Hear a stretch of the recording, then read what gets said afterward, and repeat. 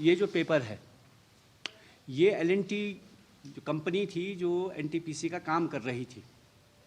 NTPC के लिए वो जो है, जहाँ टीबीएम वाली जो साइट है जो आपको दिखाई गई कि सूखी है, जिसमें कोई पानी नहीं दिखाई दे रहा है, तो टीबीएम मशीन उनकी थी, वो लेकर के आए थे सेलंग साइड में, जहाँ पावर हाउस साइट है, वहाँ जो है एल&टी काम कर रही थी। एल&टी 2006-07 से लेकर के और 10-11-12 तक वहाँ काम करती रही, 14 तक। और उसके बाद जो है एल&टी उस काम को छोड़ करके चली गई। वो क्यों छोड़ करके गई उसका उन्होंने इसमें वर्णन किया है कि उनको काम छोड़ने के लिए क्यों मजबूर होना पड़ा। और ये डॉक्यूमेंट बताता है कि उनको काम छोड़ने के लिए जो मजबूर किया गया, वही कारण जो है आज के दिन पर जोशीमठ के भूस्खलन, जोशीमठ के तबाही, जोशीमठ के बर्बादी का कारण बन गया है। और ये बात हम आज नहीं कह रहे हैं, 2003 से हम इस बात को कह रहे हैं। ये चिट्ठी है हमारे पास, 2003 में हमने राष्ट्रपति को पत्र लिखा और उसी समय हमारी एप्रीहेंशन थी कि ये जोशीमठ में ये होने वाला है। 2004 में हमने जोशीमठ बचाओ संघर्ष समिति बनाई और उसके बाद से लगातार ये एनटीपीसी की परियोजना के खिलाफ हम बोलते रहे, तब भी बोले, आज भी बोले। 2009 में इनकी जिस दिन सुरंग पंक्चर हो गई, उसमें बोल्डर गिर गया टीबीएम मशीन में, टीबीएम मशीन फंस गई, वहाँ से 700 लीटर पानी पर सेकंड निकलने लगा। फिर जोशीमठ में एक बड़ा आंदोलन हुआ। उस आंदोलन की प्रमुख मांग थी, क्योंकि हमारा जो ये पूरा इलाका है, ये हमने पहले अपने ज्ञापन में लिख दिया था राष्ट्रपति साहब को कि हम लोग जो अलकनंदा के बाएं तट पर बसे हुए लोग हैं, ढलान पर, हमारा सारे पानी के स्रोत यहाँ हैं। यहाँ 10-11 गदेरे हमारे बहते हैं। यहाँ ऊपर जो है हमारा सुनील कुंड है, छतरा कुंड है, ये सारा पानी जो है अगर आप सुरंग नीचे बनाएंगे तो हमारे सारे स्रोत सूख जाएंगे। ये सारी हमारी आशंकाएं हमने उस समय व्यक्त की थी।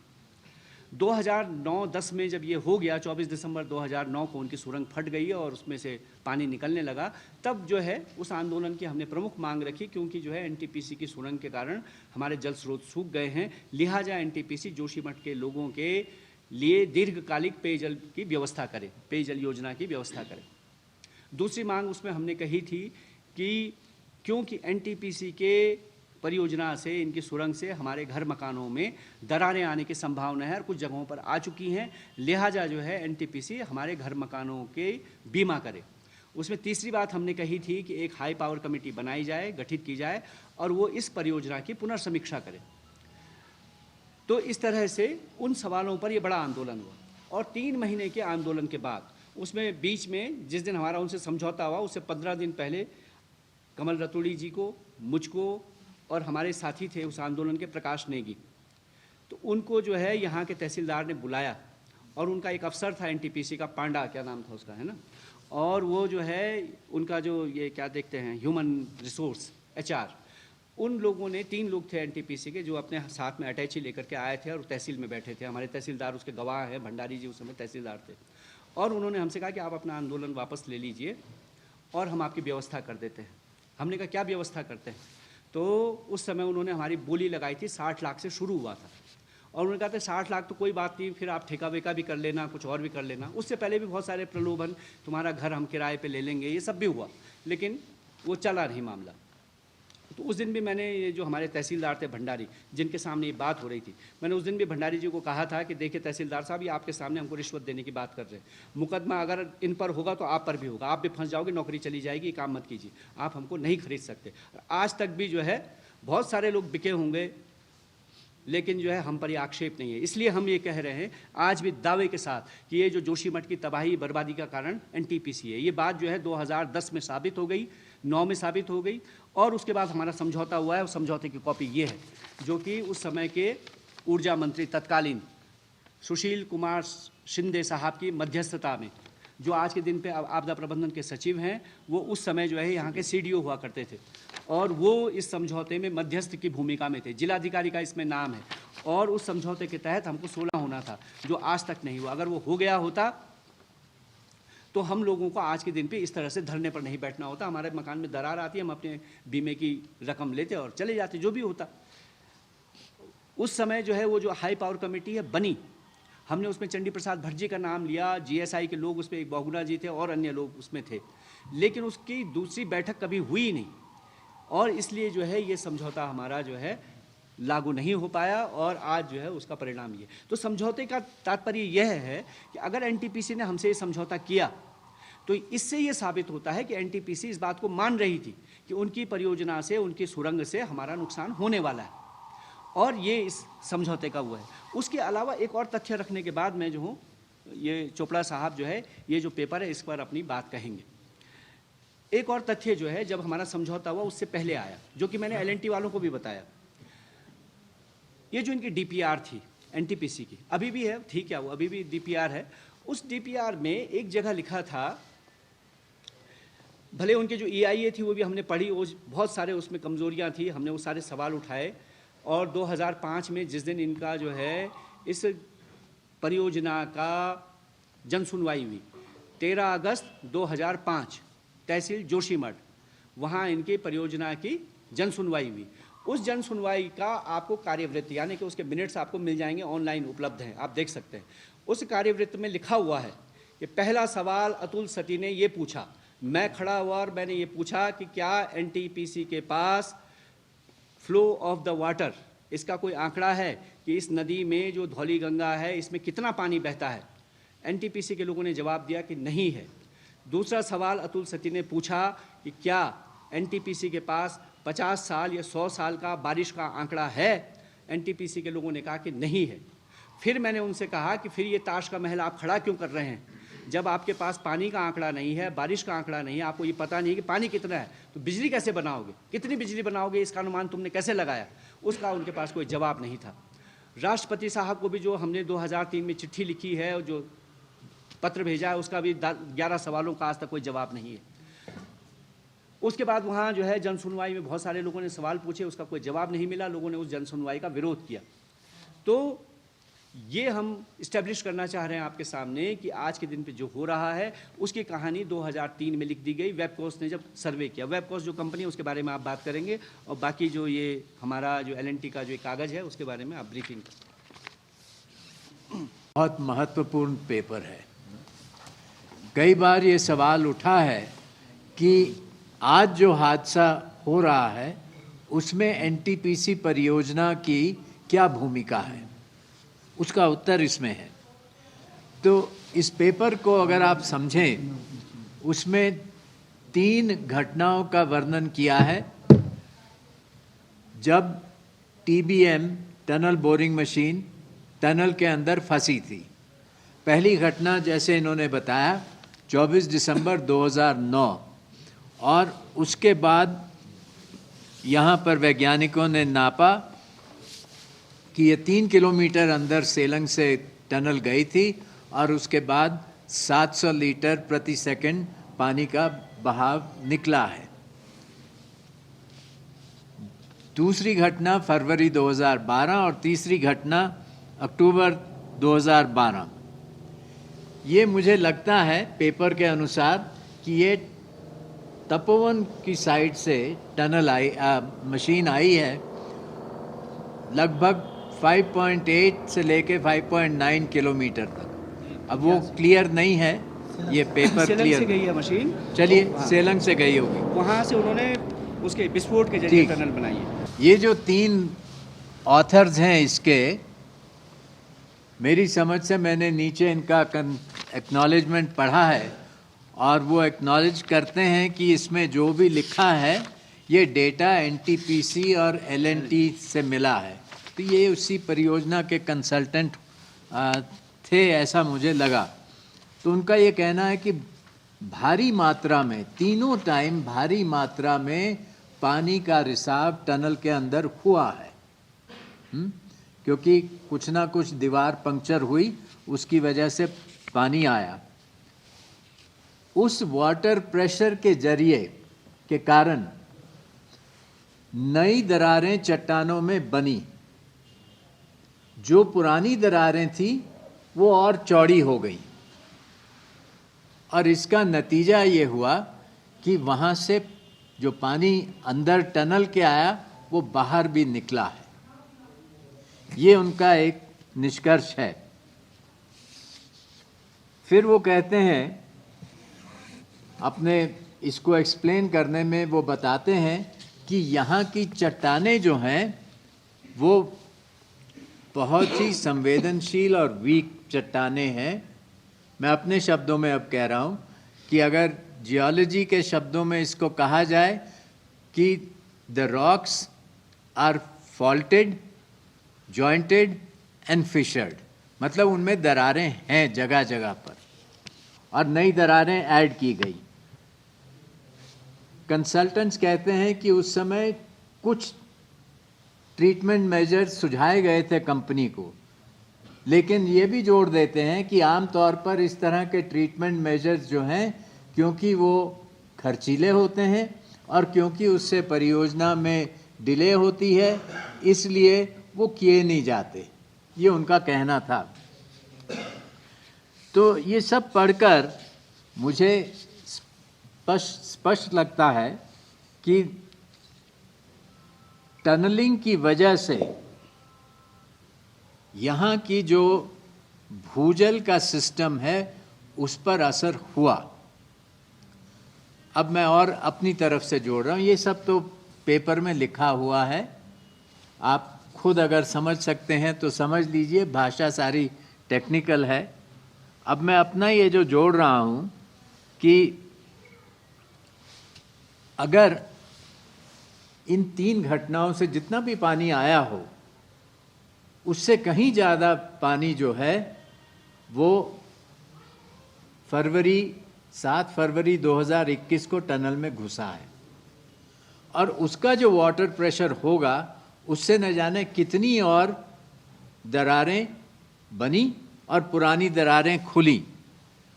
तो इसका असर तो वही होगा जो पहले हो चुका है, लेकिन उसका स्केल बहुत बड़ा है। तो ये बात हमें काफ़ी संकेत दे रहा है।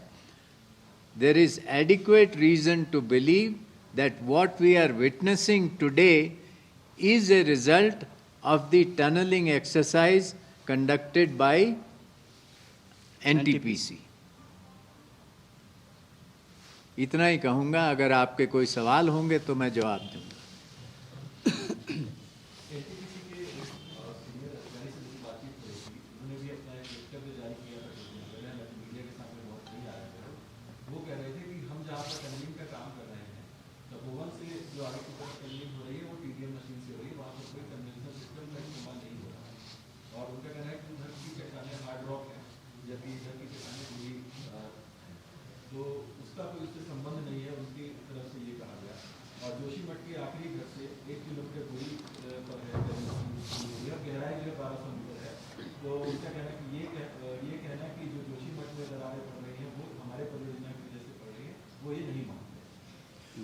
असल में जो है ना, एक सेकेंड, अब देखिए वैज्ञानिक आपको क्या कह रहे हैं।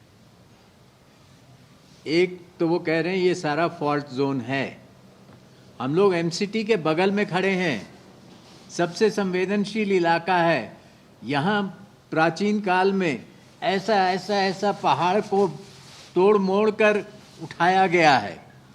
देयरफॉर यहाँ के जो पत्थर हैं, हार्ड रॉक तो हैं, लेकिन उनमें दरारें हैं, उनके बीच में मिट्टी घुसी हुई है, उनके बीच में तरह तरह के रॉक्स हैं, कुछ सॉफ्ट हैं और ज़्यादातर हार्ड भी हैं। तो हार्ड रॉक होने से कोई आपको आश्वासन नहीं मिल सकता है, नंबर 1। दूसरी बात यह है कि टनल में ब्लास्टिंग हुई है, ये बात तो एनटीपीसी भी मान लेगा कि टनल के अंदर ब्लास्टिंग हुई है। मैं पूछ रहा था यहाँ और मुझे पता चला कि एनटीपीसी ने एक समय लोगों को कुछ एक प्लास्टिक का मार्कर दिया था कि ये अपनी छत पे लगा लेना, और अगर यहाँ पर तुम्हारा घर हिलता है तो ये गिरेगा या इस टूटेगा। ऐसा हुआ। और 2014 के समय इतने गांव में हम गए, जहां भी हम जाते हैं कंपनी वाले कहते हैं कि हमारी कंट्रोल्ड ब्लास्टिंग होती है। तो मैंने लोगों से पूछा, वहाँ पे जो काम करते हैं लोग, मैंने उनसे पूछा ये कंट्रोल ब्लास्टिंग क्या होती है। पता चला कि कंट्रोल ब्लास्टिंग तो लोकल एक ठेकेदार करता है, लोकल ठेकेदार जो है वो वैज्ञानिक नहीं है, वो जल्दी से जल्दी अपना काम करना चाहता है ताकि अपनी कमाई करे और अगले साइट पे पहुंचे। तो उनके यहाँ कोई वैज्ञानिक नहीं होता जब वो ब्लास्टिंग करते हैं, नंबर 1। नंबर 2, उसकी वजह से ये दरारें आती हैं और ये दरारें काफ़ी फैलती हैं। L&T के जो लोहारी नाग पाला का जो प्रोजेक्ट था, वहाँ एक गांव में मैं गया जहाँ पर ये देखा कि जल स्रोत जो है सूखा पड़ा है। क्यों सूखा पड़ा है? क्योंकि जल स्रोत कहीं और चले गया था। तो कई गांव में मैंने ये देखा है कि ब्लास्टिंग होती है, उसके बाद जल स्रोतों की दिशा बदलती है। तो मेरे लिए तो काफ़ी सबूत है कि इसका असर नीचे भूजल पर होता है, दरारें बढ़ती हैं। हार्ड रॉक से आपको कोई ज़्यादा आश्वासन नहीं होना चाहिए कि हम बचे हुए हैं। उसका सबसे बड़ी बात तो ये है कि जो उनकी डीपीआर है ना, उसको ही हमने जो है उनको पूछा था जब ये समझौता हुआ। समझौता उसी दबाव में उन्होंने किया। उस डीपीआर में एक जगह लिखा हुआ है कि हमने जीएसआई से पूछा कि ये टनल हम यहाँ बना रहे हैं, उनसे सलाह ली। जीएसआई ने कहा, एनटीपीसी को सलाह दी कि जहाँ आज आपका प्रपोज्ड बैराज साइट है तपोवन में, अगर आप वहीं उसको रखते हैं तो on the way of that tunnel, उस टनल के रास्ते में you can find so many hot water springs, आपको उसके रास्ते में बहुत सारे गर्म पानी के स्रोते मिलेंगे। लिहाजा आप ऐसा कीजिए कि आपकी जो बैराज है इसको थोड़ा पीछे खिसका लीजिए। एनटीपीसी वाले जो है उस पर टिप्पणी करते हैं कि अगर हम जो है जीएसआई की बात को मानते हैं और अपना जो प्रपोज्ड बैराज साइट है इसको पीछे ले जाते हैं तो हमको इतने मिलियन बिजली का नुकसान, इतने मिलियन यूनिट बिजली का नुकसान हो जाएगा। फिर हमको जो है जो लाता तपोवन परियोजना है उसको भी पीछे खिसकाना पड़ेगा क्योंकि उसके बाद दूसरी परियोजना है, फिर इतने मिलियन यूनिट का नुकसान हो जाएगा। फिर हमको मरकुड़ा लाता जो परियोजना है उसको पीछे खिसकाना पड़ेगा और इस तरह से फिर तमक हुआ है। तो इस तरह से हमको बहुत सारी बिजली का नुकसान होगा। लिहाजा हमने जीएसआई की सलाह को न मानते हुए जहां बैराज साइट हमारा प्रपोज था वहीं रहने दिया। ये बात हम नहीं कह रहे, उन्हीं की डीपीआर कह रहे। तो यानी कि उनको जीएसआई ने भी नहीं इस बात को सलाह दी कि हाँ बनाइए। जीएसआई ने तो ये टनल बनाने के लिए भी उनको मना किया था कि नहीं बनाए। ये जो है पीयूष रौतेला साहब और डॉक्टर एमपीएस बिष्ट के पेपर में लिखा हुआ है, करंट साइंस में जो छपा है। तो उसके बावजूद उन्होंने जो है विशेषज्ञों की सलाह के खिलाफ जाकर के परियोजना बनाई। यहाँ 1976 की मिश्रा कमेटी की रिपोर्ट का सब लोगों ने जिक्र किया। उस रिपोर्ट के अनुसार हम भूस्खलन के मलबे के ढेर पर थे, तब तो उन्होंने कहा था कि यहाँ कोई भारी निर्माण कार्य होना ही नहीं चाहिए। उसके बावजूद सरकार ने यहाँ एक परियोजना विष्णुप्रयाग परियोजना बनाई, उसके विस्फोटों से पूरा जोशीमठ हिला। उसके बाद जो है ये वाली परियोजना, इसका तो शुरू से ही प्रारंभ, तब तो जो है कंपनी ने अभी परियोजना की शुरुआत तो छोड़िए, सर्वे नहीं हुआ था तब तक, और सर्वे के दौरान ही हम लोगों ने इसका विरोध शुरू कर दिया। तब भी सरकार इसको बनाती चली गई। अभी 2021 की आपदा के बाद जो है हम फिर कोर्ट में गए, नैनीताल हाई कोर्ट में हम गए और हमने वहाँ यही कहा था कि इस परियोजना को बंद करें, इस कंपनी को ब्लैक लिस्ट करें। क्योंकि 2013 की आपदा के बाद जब आप जिस कमेटी के आप अध्यक्ष थे, आपने कहा था कि पहले जो है यहाँ जो हायर हिमालय में यहाँ ये परियोजना नहीं बननी चाहिए। और क्योंकि जब सरकार ने कहा कि भाई यहाँ तो हम बहुत सारा काम कर चुके हैं एनटीपीसी वाले, तो आपने कहा था कि वहाँ जो है अर्ली वार्निंग सिस्टम लगना चाहिए। यानी कि अगर कोई घटना हो, दुर्घटना हो, उससे पहले अर्ली वार्निंग सिस्टम रहेगा तो लोगों की जान बचाई जा सकेगी। एनटीपीसी ने उसको भी नहीं माना और अर्ली वार्निंग सिस्टम नहीं लगाया, जिसकी वजह से इतने सारे लोग, 140 लोग तो उन्हीं की साइट पर मर गए और 70 से ज़्यादा लोग जो है वहाँ रेणी वाली साइट पर मर गए। अगर अर्ली वार्निंग सिस्टम होता तो इन लोगों की जान बचाई जा सकती थी। तो उन लोगों की हत्या का इल्ज़ाम भी हमने लगाया कि इन पे जो है मर्डर चार्ज लगना चाहिए, गैर इरादतन हत्या। हमने बाकायदा थाने में यहाँ रिपोर्ट दी थी और उसके बाद हम कोर्ट में गए और हमने कहा था कि इनको ब्लैक लिस्ट किया जाए। ये वैसे भी ब्लैक ही काम करते रहे हैं। एनटीपीसी का मतलब नेशनल थर्मल पावर कॉरपोरेशन, ये कोयले से बिजली बनाते रहे, वहाँ कोयले की दलाली करते रहे, यहाँ ये पानी की दलाली करने आ गए और हमको डुबा रहे। तो ये जो है पहले भी हम, लेकिन हाई कोर्ट ने वहाँ हम पर जुर्माना लगा दिया। उसके बाद हम सुप्रीम कोर्ट गए हैं, जिसमें कि आप भी हमारे साथ थे। वहाँ जो गौरा देवी चिपको आंदोलन की नेता रही हैं, उन गौरा देवी का नाती उसमें हमारे साथ पिटिशनर था। वो ऋणी गांव के प्रधान जो है हमारे साथ पिटिशनर थे। संग्राम सिंह हमारे साथ पिटिशनर थे, जो कि पहले भी उस सवाल को उठा चुके थे ऋणी में जो परियोजना है उसको लेकर के। आप कुछ कहना चाहते हैं? कुछ सवाल हो?